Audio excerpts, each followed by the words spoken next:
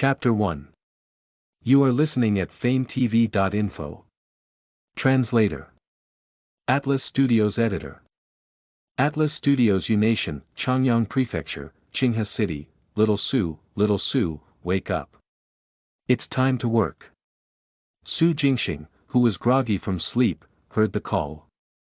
Rubbing his eyes, he sat up and looked at the big-faced young man beside the bed. Already, he answered subconsciously, yes, there's 15 minutes before our shift starts. Hurry up and go freshen up, said the big-faced young man. With that said, he gave a funny look and smiled oddly.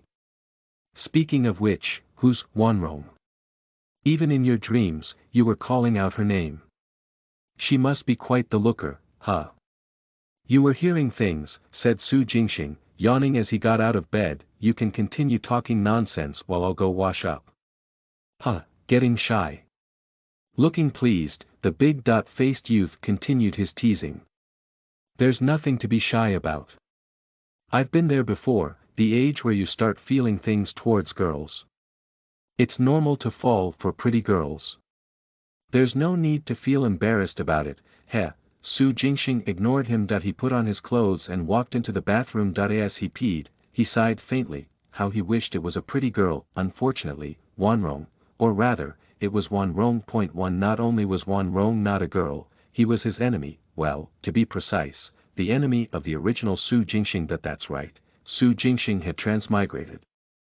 His soul had traveled from Earth to a planet known as Earth Star and occupied the body of Su Jingxing, who had just died. Earth Star had its own technology, but unlike Earth, martial arts was everything here. Powerful martial artists could single-handedly split mountains and part rivers, or even annihilate cities and nations. Of course, this had nothing to do with the original Su Jingxing. The original Su Jingxing was just an orphan who grew up in an orphanage. 3 months ago, he turned 15, the age required to leave the orphanage, and left for the streets to make a living through manual labor. His goal was to rent a place of his own, a small house he could call home. The original Su Jingxing lived frugally and worked hard. As a result of exhaustion, he once fainted on the street while returning from work. Fortunately, the owner of a small grocery store, Boss Wang, saved him in time. Boss Wang was a good man. After learning about the original Su Jingxing situation, he introduced him to a crematorium where few people were willing to stay. There, he was offered the job of a corpse collector, and began moving corpses around all day long. Although the job required him to deal with corpses, it provided food and accommodation, as well as a monthly salary of 1,000 Great Yu coins.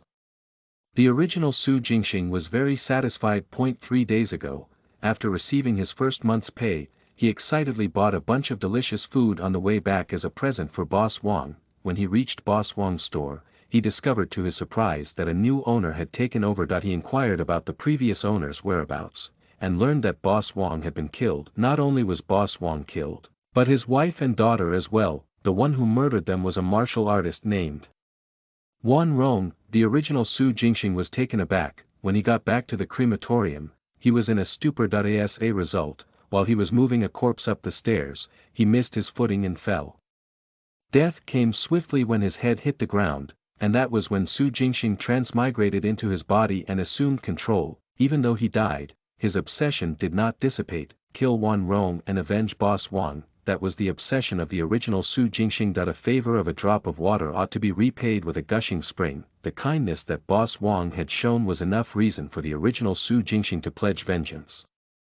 But this had nothing to do with Su Jingxing. Wanrong was a martial artist. What could an ordinary person like Su Jingxing do to him? Helplessness was all he could feel, yet, there wasn't anything he could do, so Su Jingxing chose to go with the flow. As a newcomer, he hadn't fully adapted to the situation yet. The original Su Jingxing was happy with being a corpse collector, but not current Su Jingxing. On Earth Star, the crematorium had very important functions, and its workers worked shifts all day and night to keep it operating. When Su Jingxing woke up, it was still dark outside. It was 3 in the morning, but he had to go to the morgue to move corpses. Just thinking about it made his hair stand on end, but he had no other choices. The crematorium had strict rules, and Su Jingxing had already rested in the dormitory for 2 days, giving the excuse that he had a headache. If he continued to not show up at work, he would definitely get fired. Getting fired now would mean ending up homeless. After debating about it at length, he braced himself for work. At the very least, the big-faced young man was there to keep him company. The big-faced young man was Kong DeBao, Su Jingxing's roommate/partner. There were a total of 3 teams at the Shijiao crematorium. Each team consisted of 6 members, and they worked in groups of 2. Su Jingxing and Kong DeBao were in Group 2 of Team 1. Earth Star adopted pro-natalist policies, and one could get married at the age of 18. As a result, every region had a large population. More people meant more conflicts, and correspondingly, more death, gang fights, murder for profit, accidental death, illness. All these led to corpses being transported to the crematorium every day. Business was booming, and the crematorium remained brightly lit even at 3 in the morning. For the sake of convenience, the crematorium staff dormitory and canteen were less than 100 meters away from the working area.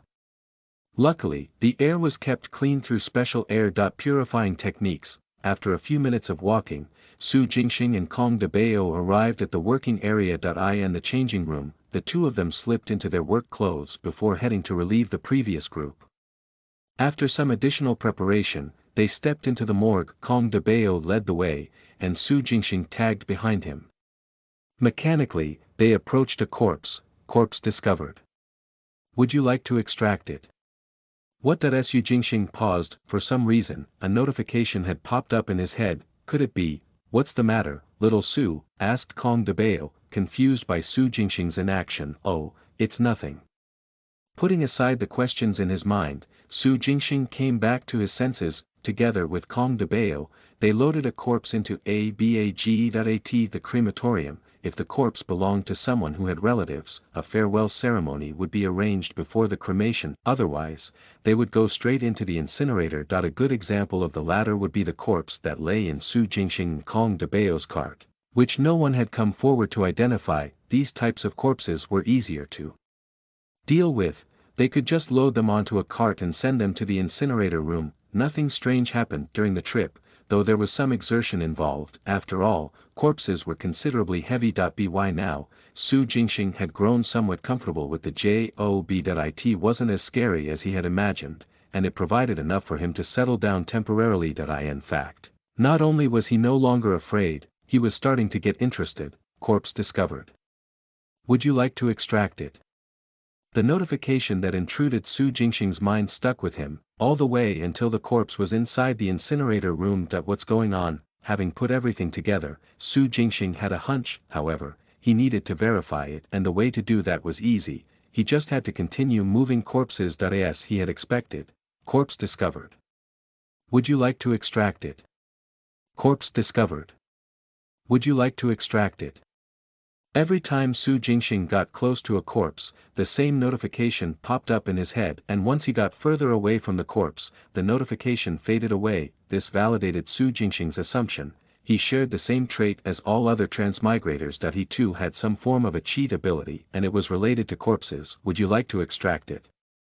What exactly was it referring to? Su Jingxing didn't know, but was nonetheless excited. However, knowing that Kong DeBao was beside him, Su Jingxing suppressed his excitement and did not spill the beans. If something big were to happen during the extraction process, he would have a hard time talking his way out of it, not to mention the increased risk. With that in mind, Su Jingxing waited patiently. It was not until the sun had risen that Kong DeBao headed for the toilet, leaving Su Jingxing alone.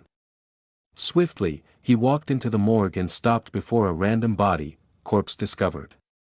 Would you like to extract it? Yes. Listen to the full novel at FameTV.info, direct link in the description.